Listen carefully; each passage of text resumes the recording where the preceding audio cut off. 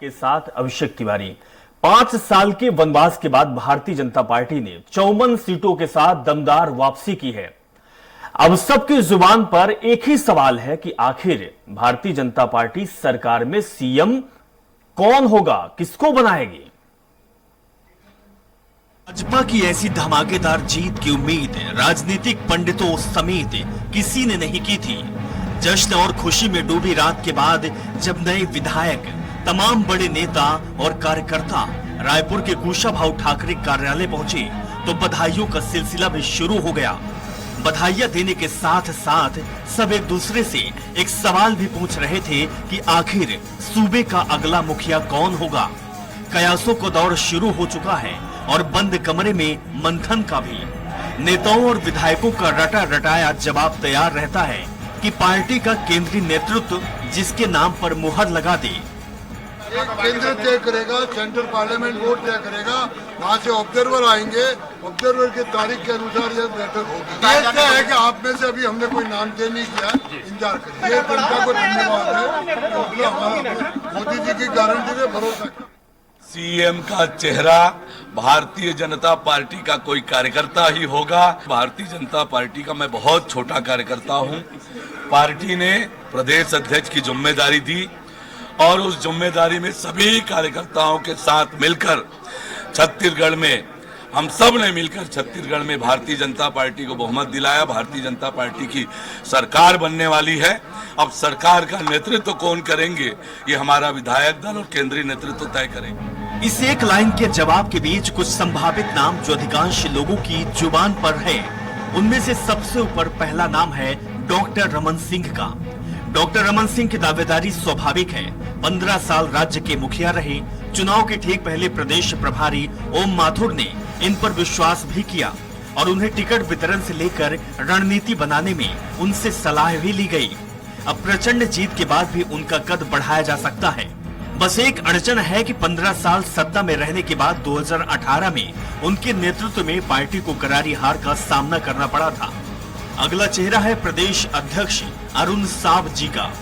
प्रदेश के सबसे बड़े ओबीसी वर्ग साहू समाज से आते हैं। चुनाव से 1 साल पहले अध्यक्ष बनाए गए। मंशा थी राज्य के ओबीसी वोटर्स को साधने की, कामयाब भी हुए। कांग्रेस के ओबीसी वोट बैंक में सेधमारी की, नतीजा पार्टी के 19 ओबीसी प्रत्याशी चुनाव जीत गए। पार्टी के सभी बड़े नेता खुश हैं। सीएम पद का तोहफा मिलेगा क्या, ये वक्त बताएगा। समस्या ये है कि साव से सीनियर कई नेता भी चुनाव जीत कर आए हैं। एक नाम जो लोगों की जुबान के अलावा सोशल मीडिया की गैलरी में तैर रहा है वो नाम है ओपी चौधरी का। पूर्व आईएएस, रमन सिंह के करीबी और अमित शाह के विश्वस्त इस युवा ओबीसी नेता पर भी पार्टी भरोसा कर सकती है। प्रचार के दौरान अमित शाह ने कहा भी था कि आप ओपी को जिताइए, मैं इसे बड़ा आदमी बनाऊंगा। बड़े आदमी से शाह का इशारा सीएम पद है या कुछ और, ये वक्त बताएगा। रोड़ा ये है कि पहली बार विधायक बने सीएम या डिप्टी सीएम के लिए अनुभव की कमी। धमाकेदार जीत में आदिवासी इलाके की महत्वपूर्ण भूमिका रही। सरगुजा की 14 सीट बीजेपी ने इस बार कांग्रेस से छीन ली। वहीं बस्तर की 12 में से 8 सीटों पर पार्टी ने कब्जा जमाया। इसे देखते हुए आदिवासी नेतृत्व को भी नकारा नहीं जा सकता। पूर्व केंद्रीय मंत्री और सांसद रहे विष्णुदेव साय पहली बार विधायक बने हैं। सरल सहज रहने वाले साय की आदिवासी में अच्छी पैठ है। सबसे बड़ी बात, संघ बैकग्राउंड से आते हैं। शीर्ष नेतृत्व में पसंद भी किए जाते हैं। अमित शाह ने इन्हें ही बड़ा पद देने की बात की थी। दिक्कत यह है कि पिछले चुनाव में अच्छा प्रदर्शन नहीं होने के कारण उन्हें अध्यक्ष पद से हटाया गया था। एक और नाम है रेणुका सिंह का।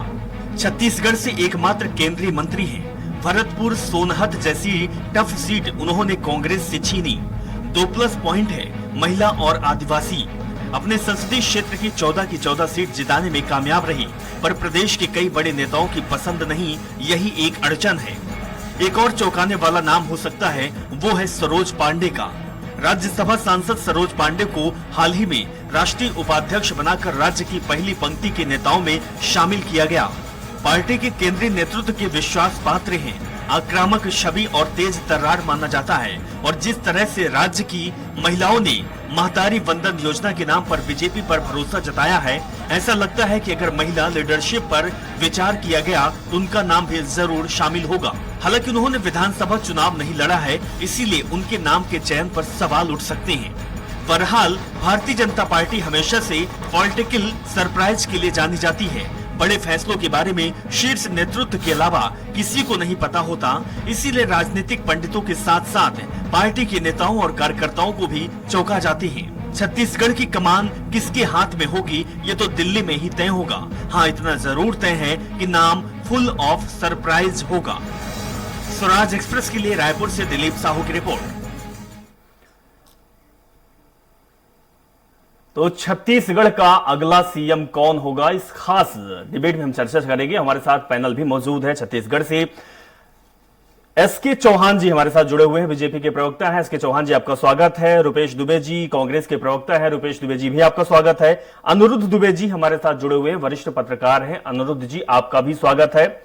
अब देखा जाए तो छत्तीसगढ़ में जो एग्जिट पोल बता रहे थे या फिर जो राजनीतिक पंडित है वो सिर्फ यही कह रहे थे कि सूबे में या तो फिर कांटे की टक्कर है या फिर कांग्रेस की जीत है, लेकिन कोई ये नहीं कह रहा था कि छत्तीसगढ़ में बीजेपी की सरकार बन जाएगी और बीजेपी इतने बहुमत के साथ सूबे में काबिज हो जाएगी। लेकिन अब ये अभी तक 24 घंटे ये बातें चल रही थी, लेकिन 24 घंटे से बातें अब छत्तीसगढ़ में सिर्फ ये चल रही है कि आखिर सूबे का नया मुखिया कौन होगा, कौन सीएम होगा, किसके हाथ में हाई कमान देगी जो क्षेत्र को चलाएगा, प्रदेश को चलाएगा। तो सबसे पहले हम आएंगे रुपेश दुबे जी आपके पास। रुपेश दुबे जी, 24 घंटे हो चुके हैं आपकी हार को। कैसा बीता ये रात, कैसा बीता ये दिन, क्या लग रहा है, क्या आप बीजेपी के इस जीत को पचा पाए हैं?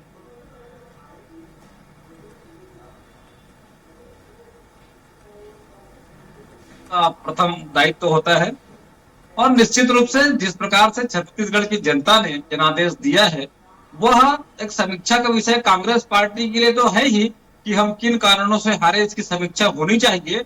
साथ ही भाजपा के लिए अप्रत्याशित और चुनौतीपूर्ण ये कार्य है और उन्हें भी समीक्षा करनी होगी, चिंता करनी होगी। भाजपा जनादेश के बाद अभी से चिंतित हो गई है कि उनका मुख्यमंत्री का चेहरा कौन होगा, क्योंकि बिना दूल्हे के बारात के रूप में भाजपा शामिल हुई थी और ऐसी स्थिति में अब चुनाव में चूंकि जनादेश उन्हें मिल चुका है और उसके बाद अब बार बार हाई कमान पे नजरें गड़ाए हुए हैं। जो भाजपा कल तक कांग्रेस पे आरोप लगाती थी कि ये दिल्ली में निर्णय होता है, दिल्ली में, अब ये दिल्ली की ओर ताक रहे हैं। विधायक दल की बैठक हुई नहीं है। डॉक्टर रमन सिंह के 15 साल के नेतृत्व को इन्होंने जिस प्रकार से चुनाव में या चुनाव के दरमियान किनारे किया, अरुण साहू जी जो प्रदेश अध्यक्ष हैं उनके आदेशों को जिस प्रकार से भाजपा के नेताओं ने किनारे किया और तमाम तरह के जो शीर्ष नेता रहे हैं उनको आपस में उनके बीच में स्वर फटोवल की स्थिति छत्तीसगढ़ की जनता ने देखा है। ऐसी स्थिति में भाजपा जनादेश के सम्मान करना छोड़ दुबे जी हमने आपसे ये पूछा था कि 24 घंटे में आपकी रात और आपका दिन कैसा रहा। क्या आप 24 घंटे में सिर्फ इसमें असमंजस में रहे कि बीजेपी का अगला कौन होगा, सीएम कौन होगा, नेता कौन होगा? नहीं, भारतीय जनता पार्टी ने बहुमत के साथ सरकार तो बना ही रही है, दूल्हा तैयार हो जाएगा। बिना दूल्हे की जब इतनी बहुमत आ सकती है तो अगर दूल्हा सामने आता तो आपको तो सुपड़ा साफ हो जाता। 35 देखिए दुबे जी, 24 घंटों की जो बातें हुई हैं जी, निश्चित रूप से बड़े शीर्ष नेता जो चुनाव लड़े हैं, शीर्ष नेता हैं, वो लगातार निश्चित रूप से जो जनादेश आया है वो बहुत ही समीक्षा का विषय है। जिस प्रकार से छत्तीसगढ़ में कांग्रेस ने कार्य किया, किसानों का कर्जा माफ किया, उसके बाद हम कर्जा माफ करने की बात किए और उसके बाद इस प्रकार का जनादेश आएगा तो उधेड़ बूंद में जिस प्रकार से संपर्क हमारे मंत्री भी हारे हैं, तो उन विषयों पे एक समीक्षा के साथ साथ आत्मचिंतन, आत्मावलोकन भी हम सबको करनी चाहिए। मुझे कहने में कहीं कोताही नहीं है कि इतना काम करने के बाद भी यदि हम चुनाव में हारे हैं तो उसका चिंतन और आत्मावलोकन हमें करने की आवश्यकता जरूर है। ठीक है दुबे जी, अभी तो आप बीजेपी एसके चौहान जी को बोल रहे थे कि समीक्षा करने की जरूरत है।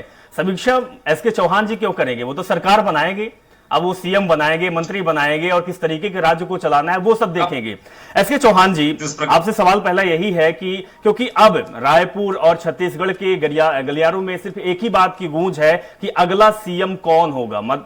छत्तीसगढ़ में कांग्रेस बीजेपी की कमान कौन संभालेगा, प्रदेश की कमान कौन संभालेगा, आपकी नजर में, हालांकि जीत के लिए आपको बधाई भी दे रहा हूं और जिस तरीके की समीक्षा की बात दुबे जी कह रहे हैं उस पर भी आप गौर करिएगा, लेकिन आपसे यही पहला सवाल है कि अब अगला सीएम आपका कौन होगा? पुराने चेहरे, पुराना सीएम या फिर बदलाव? महोदय, सबसे पहले मैं छत्तीसगढ़ की जनता का बहुत बहुत आभार व्यक्त करता हूं आपके चैनल के द्वारा कि उन्होंने बहुत अच्छा आशीर्वाद दिया और एक सही निर्णय को अंजाम दिया। और इस चुनाव में जनता ने ये दिखा दिया कि अगर आप जनता को जनता नहीं समझोगे तो सरकार का कोई वजूद नहीं रहेगा। जी, बहुमत से जीते रहे आप, कितने जीते रहे आप, कितने भी कैसी भी सरकार रहे, तो ये दिखा दिया है। और जनता की जागरूकता, इसमें सबसे ज्यादा अहम रोल अदा किया जनता की जागरूकता ने। और उसी के हिसाब से जब हम बोलते हैं कि हमारा शीर्ष नेतृत्व ये फैसला करेगा कि अगला सीएम कौन होगा या कैप्टन कौन होगा, तो ये सीएम ही सिर्फ क्यों, बाकी सब मंत्री भी वैसे काम करते हैं और बाकी सब जनप्रतिनिधि भी वैसे काम करते हैं। जब शीर्ष नेतृत्व जब जनप्रतिनिधियों के बारे में भी सोच रहा था तो वो बहुत सारे एंगलों से सोच रहा था कि उस क्षेत्र के लिए कौन सा जनप्रतिनिधि या कौन सा कैंडिडेट हमारा सही हो सकता है और कौन उस क्षेत्र के विकास के लिए, अपनी विचारधारा को आगे बढ़ाने के लिए भारतीय जनता पार्टी की कौन सक्षम रहेगा, उसके सिर में सेहरा बांधा गया था, उसको कैंडिडेट बनाया गया था। अब रही बात सीएम की, तो सीएम भी वैसे ही चूज किया जाएगा, लेकिन इसका मतलब यह नहीं है कि सिर्फ सीएम ही अकेला काम करता है। सीएम है, एक कैप्टन है, ठीक है, लेकिन बाकी खिलाड़ी भी वैसे ही काम करते हैं जैसे कि उनको जो भी रोल अदा किया जाएगा, रोल बताया जाएगा, वही किया जाएगा। और शीर्ष नेतृत्व का एक आधार होता है चूज करने का, ये नाम को चूज करने का, जो सबसे ज्यादा काबिल होगा अपनी विचारधारा को बढ़ाने के लिए, जो सबको लेके चलने के लिए, जो ऐसा नहीं है कि खुद का ही अपना चलाए और दूसरे की कोर कमेटी की बैठक अगर मंत्रालय की हो तो भी उसको ना आने दे, उसके मंत्रालयों की, दूसरे मंत्रालयों की भी जो समीक्षा वो खुद ही करे, दूसरे मंत्रालय की भी अगर निर्णय वो जो है वो खुद ही करे, तो ऐसे में वो एक टीम को लेकर नहीं चल सकते। एक कैप्टन की जो भूमिका निभानी है और जो कैप्टन के लिए भूमिका जो अभी निभा सकते हैं वो शीर्ष नेतृत्व को बहुत अच्छे से पता है। जिसका चौहान जी, तो खैर आपका जवाब वही आया जो हर बार और हर तरीके से आता है, रटाया कि लेकिन उसका आधार नेतृत्व तय करेगा। आपके पास वापस आएंगे, अनिरुद्ध दुबे जी के पास जाएंगे। दुबे जी, जिस तरीके से सूबे में बीजेपी की जीत हुई है, एक शब्द दिया जा रहा है अप्रत्याशित जीत, क्या आपको लगता है कि अप्रत्याशित जीत है या तो फिर इस बार मैदान पे उन खिलाड़ियों को उतार दिया गया था जिसका कोई चेहरा नहीं था? बीजेपी अब इस ट्रेंड को अपना रही है, कई राज्यों पे अपना चुकी है, इसी वजह से हो सकता है कि उस बहुमत तक पहुंच चुकी है जिसकी उम्मीद ना तो पार्टी को थी, ना किसी राजनीतिक विश्लेषक को थी, ना ही किसी चाणक्य या फिर पंडित को थी।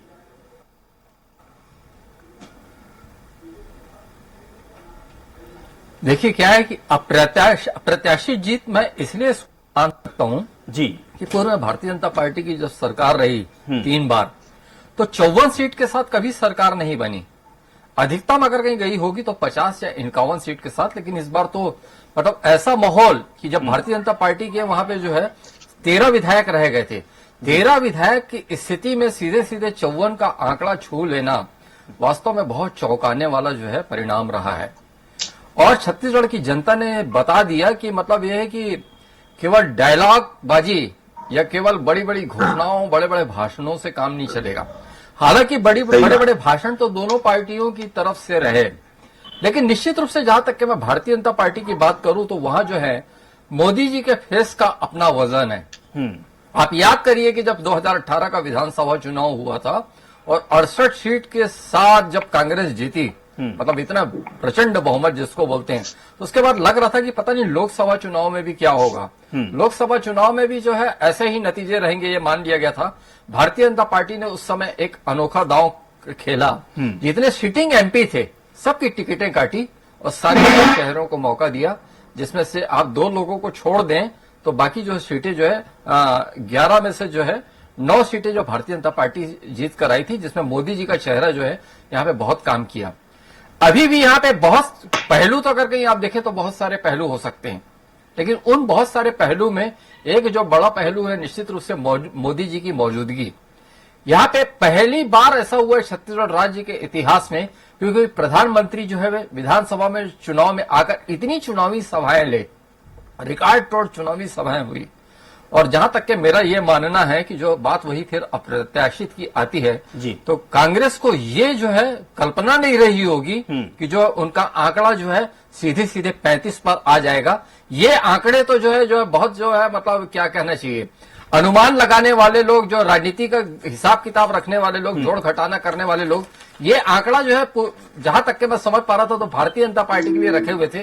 उनका कहना था कि भारतीय जनता पार्टी की जो है 45 से 40 सीट आ सकती है, मतलब 40-42 से ज्यादा कोई भारतीय जनता पार्टी को देने के लिए तैयार नहीं था। लेकिन ये जो चौंकाने वाले परिणाम रहे और जनादेश जो है भारतीय जनता पार्टी के साथ रहा। बिल्कुल दुबे जी, और जब बीजेपी के बड़े नेताओं से भी बातचीत की गई थी, हमारे कुछ संवाददाता ने बातचीत की है, तो उनका सिर्फ आंकड़ों पर नहीं था कि हम सरकार बनाएंगे या बहुमत के साथ आएंगे, यही था कि कांग्रेस की जो सीटें हैं वो कम होगी, बीजेपी की सीटें बढ़ेगी, लेकिन आंकड़ा यहां तक पहुंच जाएगा ये कोई सोचा नहीं था। हालांकि यही तो राजनीति है और यही तो कूटनीति होती है। चौहान जी आपने मैच भी वो क्या मैच खेला कि क्लीन स्वीप कर दिया। बीजेपी अब कहीं बीजेपी बोल रहे हैं, कांग्रेस अब कहीं की नहीं रही। आपके अंदर एक हम कहें कि सीएम को लेकर कोई नया चेहरा आ सकता है या पुराने चेहरे पर दांव खेला जा सकता है, लेकिन क्या आप ये मानते हैं कि जो पूरी रिस्पॉन्सिबिलिटी थी, पूरी जवाबदेही थी, वो प्रदेश अध्यक्ष के पास थी? प्रदेश अध्यक्ष ने जो गोटियां फेंकी थी वो सही जगह फेंकी थी और सही भी साबित हुई। कितना आप मानते हैं कि प्रदेश अध्यक्ष का ये काम था बाकी और नेताओं की अपेक्षा? जी निश्चित रूप से प्रदेश अध्यक्ष जी ने जी तोड़ मेहनत की और 2 काम बहुत ज्यादा अच्छे से किए प्रदेश अध्यक्ष जी ने। एक तो एक्सपीरियंस जो इन्होंने शीर्ष नेतृत्व से अपना मार्गदर्शन लिया, एक्सपीरियंस वो बहुत अच्छा लिया, और एनर्जी जो प्रदेश के जो कार्यकर्ता हैं उनको बहुत अच्छे से उन्होंने एनर्जी का इस्तेमाल किया। तो दोनों ही एक्सपीरियंस और एनर्जी का बहुत ही अच्छा संगम और बहुत ही अच्छा जो उन्होंने एक नेतृत्व अपना जो अपना रोल अदा किया उन्होंने, एनर्जी के लिए भी और एक्सपीरियंस के लिए भी, वो तारीफे काबिल था। क्योंकि एक्सपीरियंस को लेके एनर्जी तक पहुंचाना और एनर्जी से इंप्लीमेंटेशन करवाना, प्लानिंग ऊपर से हो रही थी, इंप्लीमेंटेशन हमारे को कार्यकर्ताओं से अपने एनर्जी से करवाना था, जिससे हमारे प्रदेश अध्यक्ष बहुत ही बखूबी और बहुत ही उम्दा तरीके से उन्होंने अपना रोल प्ले किया और अपने कार्यकर्ताओं को लेके चलते रहे। किसी की उपेक्षा नहीं हुई और सभी को लेके चलते रहे और सभी को सम्मान मिला, सभी ने अपनी जवाबदारी से बिल्कुल चौहान जी, यही काम हुआ था 2003 के इलेक्शन में, जब डॉक्टर रमन सिंह प्रदेश के अध्यक्ष थे। उन्होंने सरकार बनाई, इसके बाद उनको सीएम बनाया गया और लगातार 15 साल सीएम रहे। तो क्या छत्तीसगढ़ का अगला सीएम अरुण साव होने वाले हैं? जी निश्चित रूप से उनका भी एक चेहरा है, लेकिन जैसा कि मैंने यही बताया कि शीर्ष नेतृत्व का इसमें बहुत ज्यादा रोल रहा है पूरे चुनाव में। सिर्फ छत्तीसगढ़ में ही नहीं, आप राजस्थान में भी देख लीजिए, आप मध्य प्रदेश में भी देख लीजिए, तो शीर्ष नेतृत्व का बहुत बड़ा योगदान रहा है मार्गदर्शन करने में। और निश्चित रूप से हम भारतीय जनता पार्टी एक अनुशासित पार्टी है और उनके कहे अनुसार, उनके मार्गदर्शन के हिसाब से ही आगे की जो कार्रवाई है वो करेगी। अंतिम सत्य तो यही है। ठीक है रुपेश दुबे जी, अभी तो कहना है कि सीएम में हमारी इतनी परेशानी नहीं है क्योंकि हम चुनाव जीत चुके हैं, हम सरकार बनाएंगे, जो हमारा योद्धा होगा, जो कैप्टन होगा, वो बखूबी इस निर्वहन करेगा।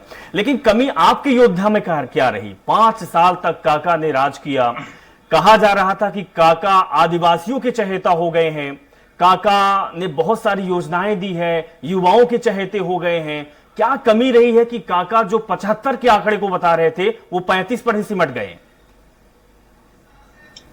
जिस प्रकार से छत्तीसगढ़ में कांग्रेस ने कार्य किया 5 सालों में, निश्चित रूप से धरातल पे वो कार्य दिखे भी हैं। आदिवासियों के लिए जो वनांचल क्षेत्र में वनोपज की जो खरीदी की गई, आदिवासी महिलाओं को तेंदुपत्ता तोड़ाई का कार्य दिया गया, किसानों को कृषि से जोड़ करके उनके आर्थिक स्थिति सुधारी गई।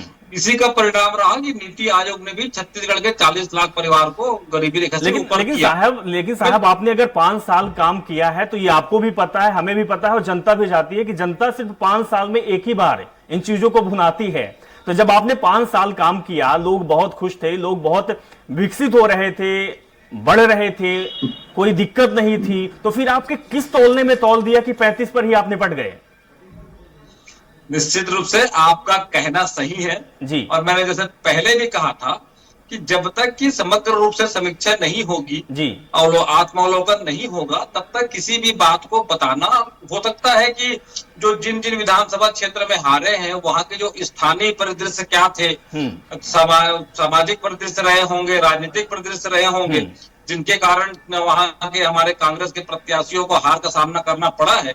तो एक पार्टी हाईकमान इस मामलों पे विचार निश्चित रूप से करेगी और ये विचार का विषय भी है, क्योंकि सरकार ठीक है। अनिरुद्ध दुबे जी के पास आऊंगा, लेकिन उससे पहले एसके चौहान जी कुछ कहना चाहते हैं। चौहान जी, जिस तरीके से कांग्रेस का कहना है कि हम समीक्षा करेंगे, आपके पास चेहरे की कमी नहीं है, आपके पास बहुत सारे चेहरे हैं, लेकिन आपने कांग्रेस के उस चेहरे को या उसके करियर को ही खत्म कर दिया जो इस बार 2.5 साल तो वो देख नहीं पाए, सरकार चला नहीं पाए, उनको मौका मिला नहीं। टीएस सिंहदेव की बात कर रहा हूं, इस बार तो उनको आपने साफ कर दिया, वो कहीं की नहीं रहे। चौहान जी। महोदय, मैं सबसे पहली बात तो ये कहना चाहूंगा कि राजनीति में कैरियर नहीं होता, राजनीति में लाइफ होती है। जिसको अगर कोई कैरियर समझता है तो उसका कैरियर खत्म होना ही होना है, उसकी राजनीतिक लाइफ खत्म होनी ही होनी है। कैरियर नहीं समझ सकते इसको। और जैसे कि आप अगर किसी कुर्सी के पीछे जाएंगे, आप उस कुर्सी में न जाते हुए भी, टीएस सिंहदेव जी उस कुर्सी में न जाते हुए भी, मुख्यमंत्री न बनते हुए भी वो जनता की सेवा कर सकते थे। जब जैसे हमने देखा कि 17 तारीख को पोलिंग थी, मतदान था, लेकिन ये 16 तारीख को दिल्ली गए हुए थे अपनी मुख्यमंत्री की कुर्सी के लिए। और हम ये भी कोरोना काल में देख चुके हैं कि कैसे नवजात बच्चे एक मिनट सुनिए ना, देखिए रुपए जी प्लीज बीच में मत बोलिए। तो जैसे हमने देखा कोरोना काल में कि वो अपने दिल्ली के बहुत ज्यादा चक्कर लगा रहे हैं, जबकि कोरोना काल में आपको स्वास्थ्य मंत्री होने के नाते यहाँ पर रहना चाहिए। स्वास्थ्य मंत्री होने के नाते आपको सभी जिलों में जाना चाहिए था, जबकि पूरे जिलों में 5 साल में मुख्यमंत्री टीएस सिंहदेव जी नहीं जा पाए। तो इसका मतलब ये था कि आप पॉलिटिकल लाइफ नहीं। चलिए, आपके नजरिए से चौहान जी ये लगता है कि कांग्रेस पार्टी और कांग्रेस पार्टी के जो दिग्गज नेता थे ओवर कॉन्फिडेंस थे, उनको इतना भरोसा था कि चुनाव जीत जाएंगे। हालांकि चुनाव जनता हर चीज जानती है, हर चीज को परखती है, और जब समय आता है मतदान का तो जनता उसी को चुनती है जिसको बना के रखती है। अनिरुद्ध दुबे जी, कांग्रेस, ये लग रहा था कि कांग्रेस पार्टी ने 5 सालों में बहुत कुछ काम किया, चाहे वो किसानों के लिए हो, आदिवासी लोगों के लिए हो, चाहे वो बात योजनाओं की बात हो, बहुत सारी योजनाएं भी उन्होंने लाई है उसकी बात हो, युवा की बात, शिक्षा की बात, स्वास्थ्य की बात, ऐसा लग रहा था कि भूपेश बघेल ने अच्छा काम किया है। लेकिन उनकी घोषणाएं भी कुछ अलग आई जब चुनाव के पहले। क्या कहेंगे कि जो भारतीय जनता पार्टी ने घोषणाएं कर दी, दोहरा चाल चल दी, उन घोषणाएं उससे बढ़ के जो कांग्रेस ने की थी उससे बढ़ के घोषणाएं बीजेपी ने कर दी, और लास्ट में जो मुहर लगा दी प्रधानमंत्री मोदी ने, इसी चीज को लेकर लोगों ने बीजेपी को जिता दिया। क्या ऐसा आपका भी मानना है?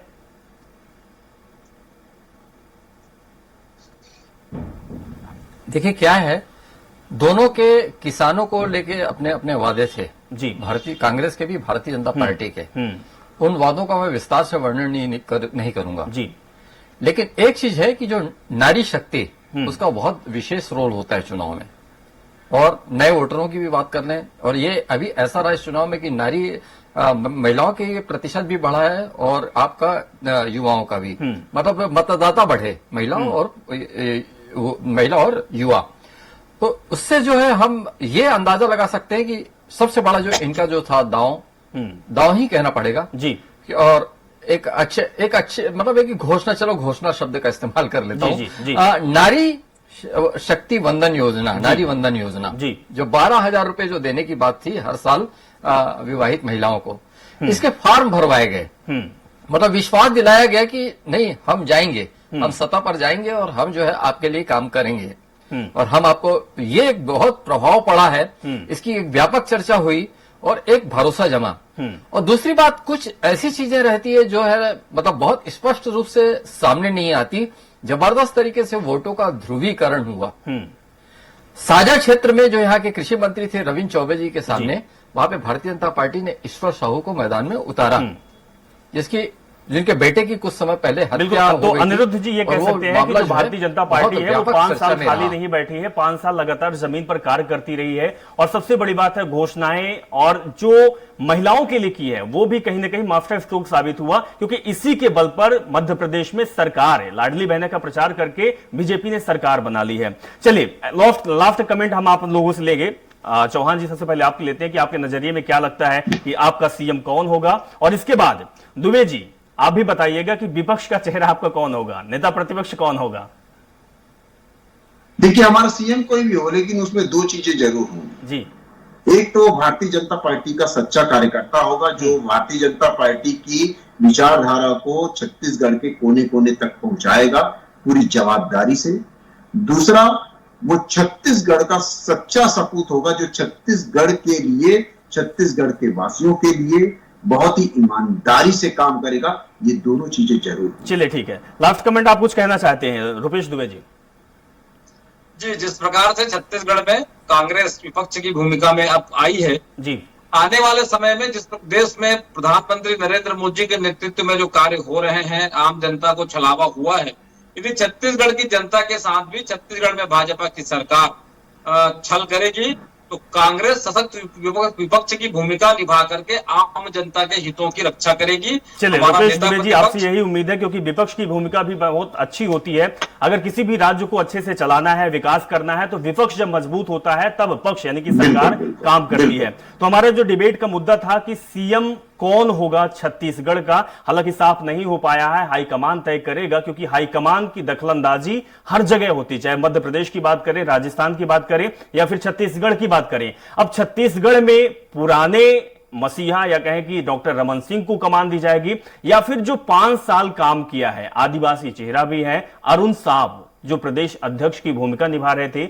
उनको सीएम बनाया जाएगा। लेकिन अभी यह साफ नहीं हो पाया है। लेकिन सबसे बड़ी बात यही है कि बीजेपी अपना सीएम तो तैयार कर देगी, लेकिन 5 साल का रोड मैप कैसा रहेगा लोगों के लिए, ये 5 साल और बीजेपी के जो वादे और घोषणाएं, और इसके साथ ही जो प्रधानमंत्री मोदी ने कहा था कि जो गारंटी हम दे रहे हैं उस पर मुहर हम लगाएंगे, भरोसा हम पर रखिए, वो कितना सच साबित होगा। तो आप सभी मेहमानों का हमारे साथ आप जुड़े, बहुत बहुत शुक्रिया।